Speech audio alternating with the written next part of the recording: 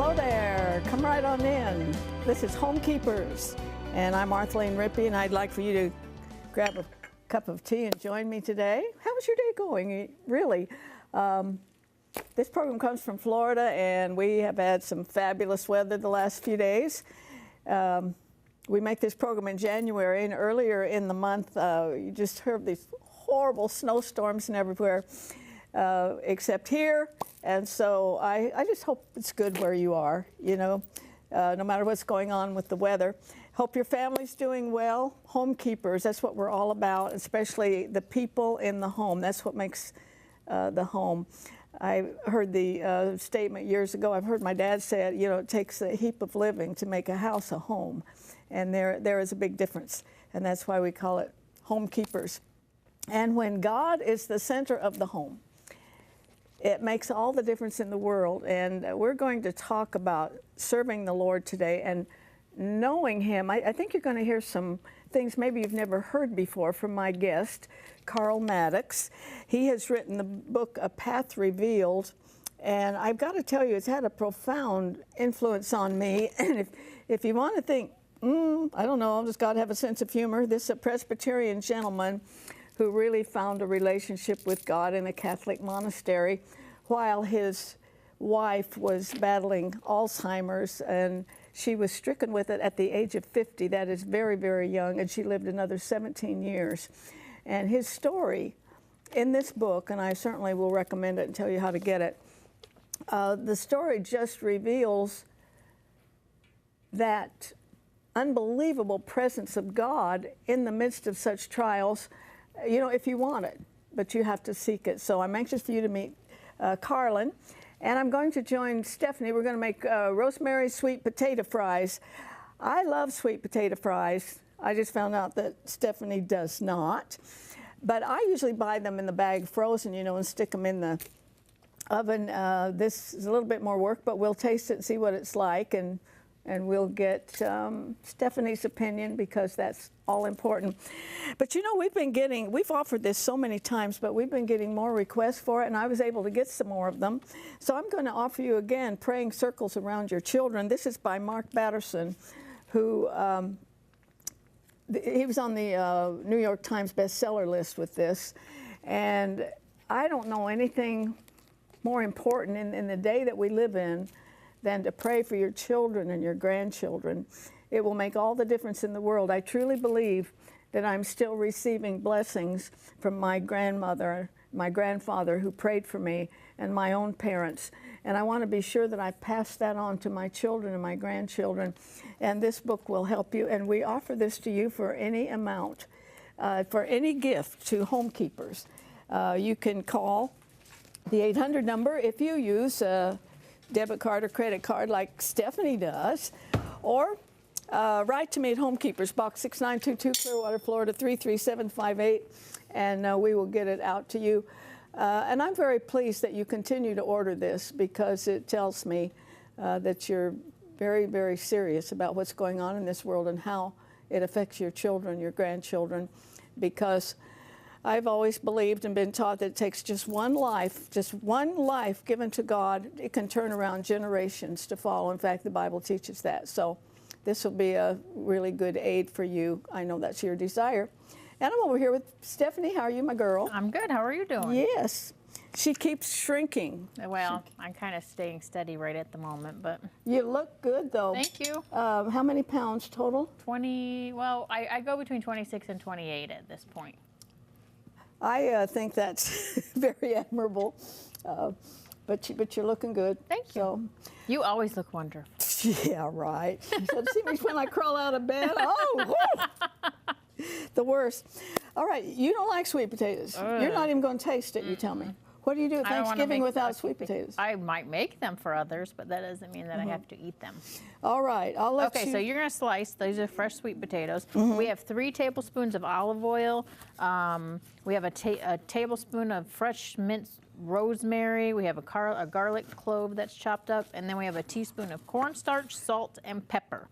And I'm just going to mix this all together. Extra good. Yeah. Seasonings.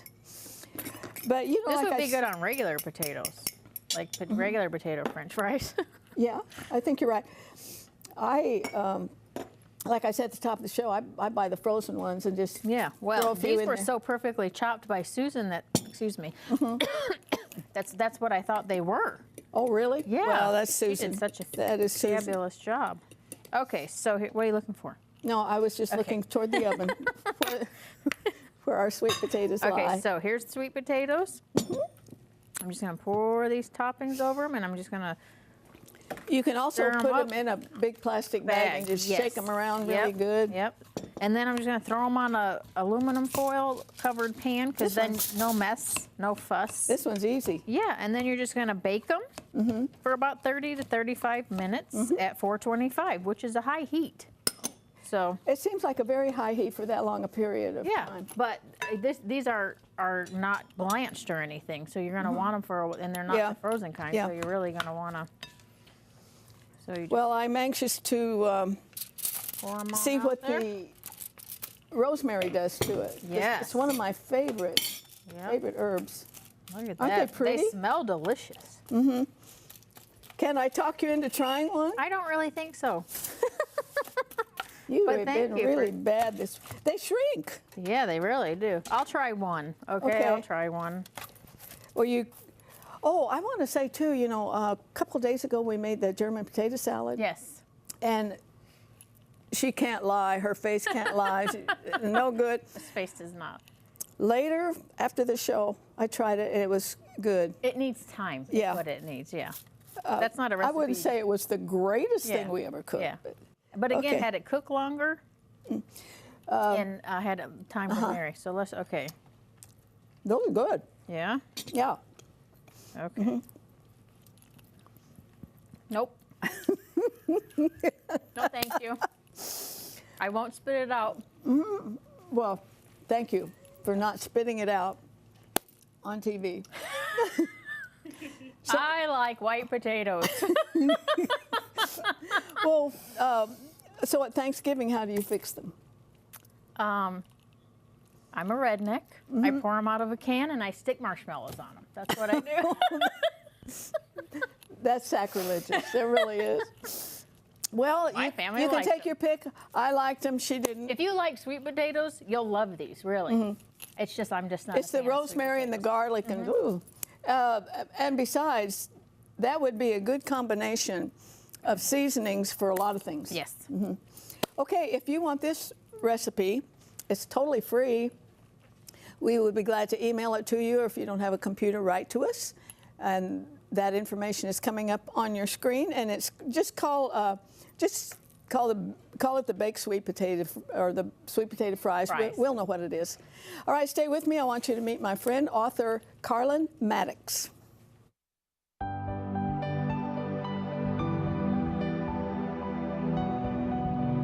If you would like a copy of today's recipe, just write to the address on your screen, or you can email your request to arthelene@rippy.org.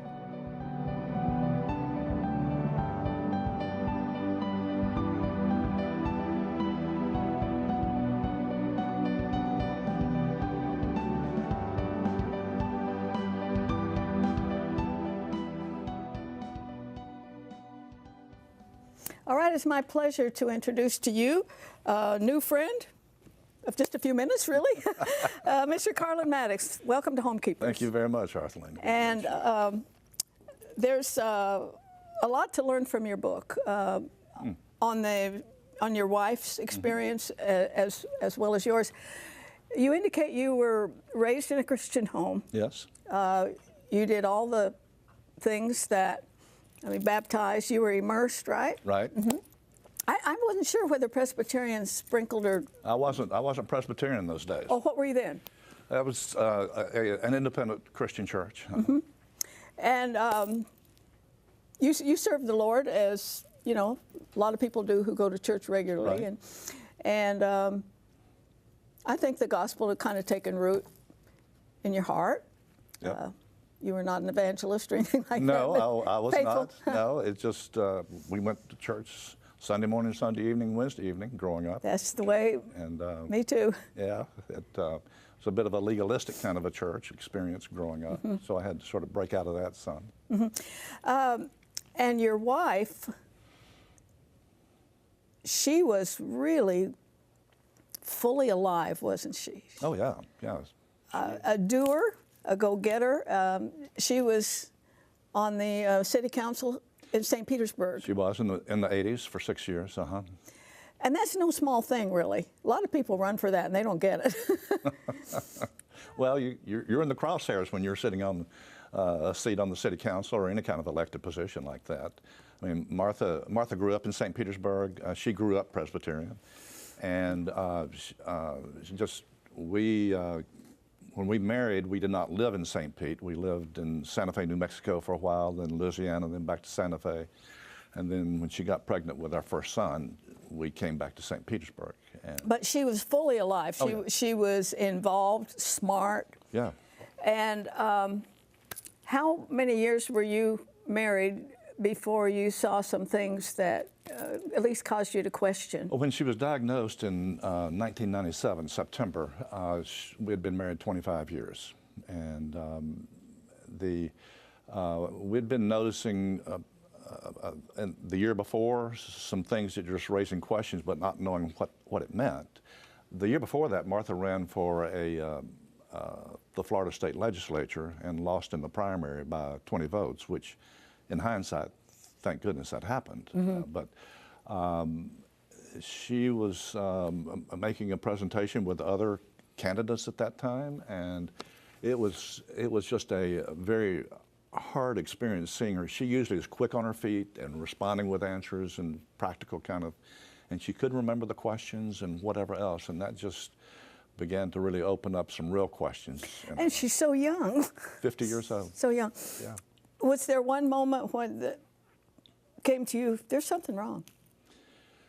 Not just one moment. I mean, it was me, our children were wondering what was going on, and it just sort of built up over about a year's time, a year to 18 months.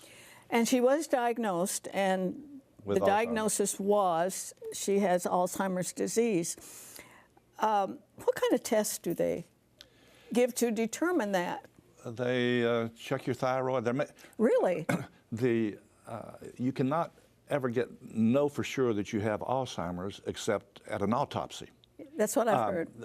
It's sort of an elimination of things. And so she went through an arithmetic test, subtract by 7 from 100 and go down as far as you can. And just blood tests, blood work, just a whole variety of tests. My mother was much, much older than your wife, but I remember a sad moment when the doctor asked her, who's the president of the United States? Yeah. And she couldn't say, and she looked at me like, please help me. It just about broke my heart. Like, I should know that, but I don't. Now, you indicated you've read maybe every book written on Alzheimer's. Not every, but there weren't as many back in those days. It was a big number, though. I don't remember what it was. Well, I mean, I've not just medical books, but spiritual books. 100? 100. Yeah, 100. Well, I read 2. So. Yeah. But I remember one was called Another Name for Madness, and it was written by a journalist, secular journalist. The other one, a Presbyterian minister, I believe he's from Miami, and he was diagnosed young, like your wife. And the board members and some people had noticed probably the things you noticed. And he was practicing at that time? Yeah, he was a minister, had a church in Miami. I believe it's a Presbyterian church. But one day he couldn't find his way home. And he knew something wrong. He and his wife went to the doctor, and maybe you can relate to this, but when they sat down, the doctor said to him, I wish I could tell you you have cancer. Because Alzheimer's is just that.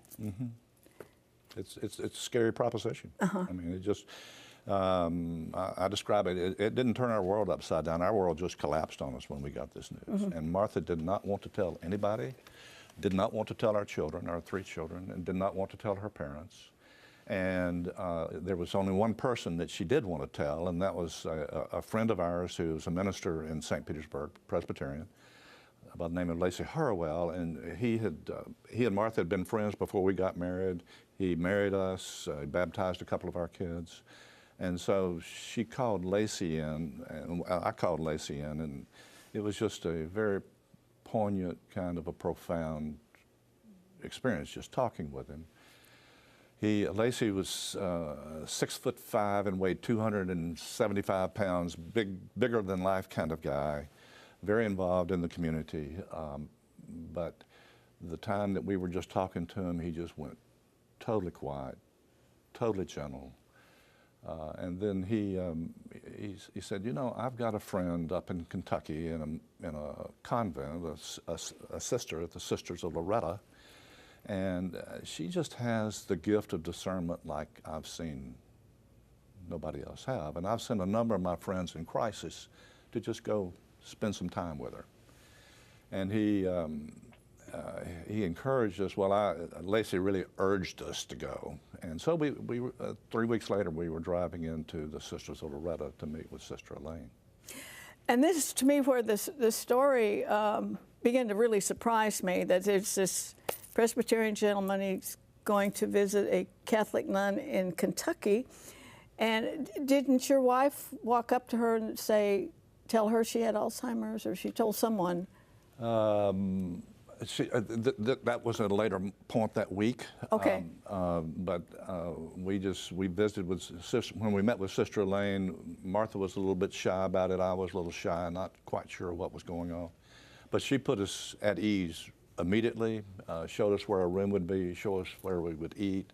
We'd get together about an hour in the morning, and the Loretta community, about 800 acres up in Kentucky, and so we could just wander wherever we wanted to and spend a lot of time. Is this where the monastery was? Well, the monastery is about 25, Gethsemane Monastery is about 25 miles away. They call it Gethsemane. Yeah, it's called the Abbey of Gethsemane. It was really become known outside the religious world by a monk by the name of Thomas Merton, who wrote a number of books and was quite prolific. But it was there we were listening to a Father Matthew Kelty one night. And as he left the room, Martha just bolted from her seat, walked straight up to him, had taken an affinity to him, and just started talking with him. And then she came back and sat down with me, and I asked her, I said, what was going on, Martha? He said, well, he wants to meet me tomorrow at 2 o'clock. And so we went back the next day, and they met and talked some, and it just, she really was drawn in. And she was different after that. You said she was calmer. She was calmer. She was feeling more confident. It was just sort of like looking at me and telling me, I know something you don't know. Well, okay, now, Sister Elaine, I mean, I'm a church kid from way back, but I read this and it just stopped me in my tracks. I believe she's the one who said to you, yes, the difference between willfulness and willingness. Yeah, that didn't come out immediately. The second or third day we were there, and she just very quietly said, you know, you might want to look into the difference between what willfulness is and willingness is. And I didn't have a clue what she was talking about. That's profound. I mean, I had a business magazine in the Tampa Bay area. Martha was into politics, and those things are willful enterprises. But I think that was where, at least I remember the book right, that it really sent you on a spiritual experience that has some depths that you never dreamed doing our, what are they, evangelical rituals that we do? Whatever we do. Going to church and all. And you got an understanding of the kingdom. You know, when the Lord's Prayer says, thy kingdom come. Right. Thy will be done. Interestingly, I didn't understand about a path opening up until I really started writing the book. After the fact, as I began to start connecting dots out of the journal that I had written. But yes, she encouraged us again to explore this difference between being willful and willing, and also just she encouraged us to check some alternative health procedures, and just to, I forget the exact words, but your responsibility now is just to get to know God and know how God is loving you. That is so right.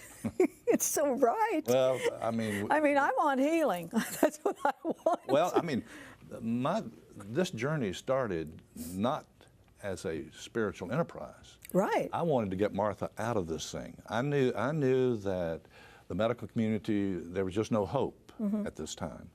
And, but I began to say, okay, we know how much scientifically, 5% of what's out there, so let's just go exploring. And I went looking high and low.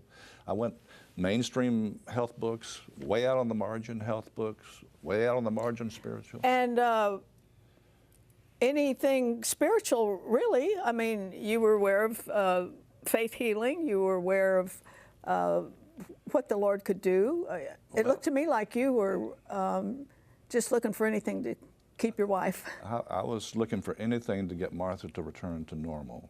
I mean, faith healing, I was real shy about it. I grew up in a small town in Tennessee, and I saw these preachers come through on a sawdust trail, and they could pick your pockets and, they could, and fill you with fear and whatever. And I was just really shy about that. But started reading some books that made sense by Francis McNutt, one called Healing, and he put me on to his mentor, Agnes Sanford, The God's Healing Light. Yeah, I've read them. I think I've been in one of McNutt's meetings. I wrote down something that Sister Elaine said to you. Your main calling at this time is that you belong to God and not to yourselves, and to deepen your love for God and between yourselves. And you're thinking, I want Martha well. I want Martha. This is what I want. You know, we can't really tell God what to do, can we? We can try. I've done it often. But I think that is that's so profound, that this time is for you to know God. You know, it is. That should be number one. But it took a lot to sink in. Took a lot. Now, let's talk a little bit about the disease. She lived at home for 10 years with Alzheimer's, and then 7 years in a facility. Those 10 years, I can't begin to imagine. And there were milestones along the way. What was it like when you told her she really shouldn't drive a car anymore? Whoa. You asked what it was like. If I told you that, what would you say? Don't take my car keys. I know. There were several points that were just really low points. One, getting the diagnosis. One of the others was taking Martha's car keys away. I felt like I'd just ripped her heart out when I did that. And it just took a while to get over that. So, yeah, that was one. Another time was she had a seizure, a full-bore seizure, that I'd never been around anybody. I don't want to be around anybody else. As a seizure, it's just, all those are scary propositions. Did you watch, though, this gradual diminishment of her capability? And do they lose their ability to read, or is it just to comprehend? I don't know what year it was, but Martha lost her ability to speak, to talk. Really? Was she still home then? Yeah, yeah, and she could point and whatever else, and sort of mumble jumble stuff out. But I mean, I was very fortunate in the 10 years that Martha was home. I was able to afford caregivers to come in 5 days a week. Well, you were working. And I was working with the magazine. One of the greatest gifts that we got was when our two oldest children were back from college, living in St. Pete and Tampa. They came to me and said, we'd like to give you a weekend a month off. And that was just a godsend. I wound up spending most of those weekends up at St. Leo Abbey and going back to a monastery in Pasco. And I just could get up there and vent and walk and just talk with brothers, and those brothers up there, they just had a great sense of humor, and just it was an enjoyable. What's it like a monastery? Is it a very reverential place? Very quiet? It is quiet. I mean, this is a Benedictine, and they have a vow of silence to a degree. But the monks sort of break that stereotype real quick. The brothers do. I mean, they are just wonderful to be around, and they're very tuned into how much you want to participate with them and how much you do not. And I spend a lot of time sort of alone, but I ate my meals with them a lot of times. I wrote down something else. You were affected by a book by John Maine. Yes. Yeah. We seek not to think about God, but to be with God. Right. To experience Him as the ground of our being. Right. I think that we do not hear or understand a personal relationship with God quite in those terms. No. That we're always wanting something. I was asking. Yeah. But just to be with the person. Yeah. You know, a good marriage is you just like to be with them. It doesn't. Right, right. John Maine was a Benedictine monk, died in the late 80s. He was up in Canada at the time, and he was opening my understanding about meditation and how what was involved in that. And it's a very simple kind of procedure. But in that time, 97, if you remember back in the 60s and 70s, transcendental meditation was coming into the States. And so I was a little shy about learning this. And, but it's a very, very meaningful sort of get down to basics. Well, King David said, "In thy law I meditate day and night." The Bible is very full of meditation, and I think that the way we run around with our phone and a screen in front of us all the time, it's going to get harder and harder. We're just about out of time, but Carlin is going to be on the next program because I want you to hear about how this all ended up and the aftermath. It's very interesting. I've gone through some awful times, and this is an awful situation. But when you get through it with the Lord and you look back and you, as Andre Crouch wrote, you thank God for the valleys, you thank Him for the mountains, you thank Him for all the storms He's brought you through. Because without those things, we would never know God in a meaningful way. I'm absolutely convinced of that. And I wanted to bring this story to you. So be sure that you join us on the next program, and we'll finish talking about this book, A Path Revealed. And I think it'd be a real blessing to you. So please join me next time, remembering there's no higher calling than that of a homekeeper. God bless you. If you should miss a Homekeepers program, you can catch up by going to www.ctnonline.com. Click on CTN Programs and then on Homekeepers.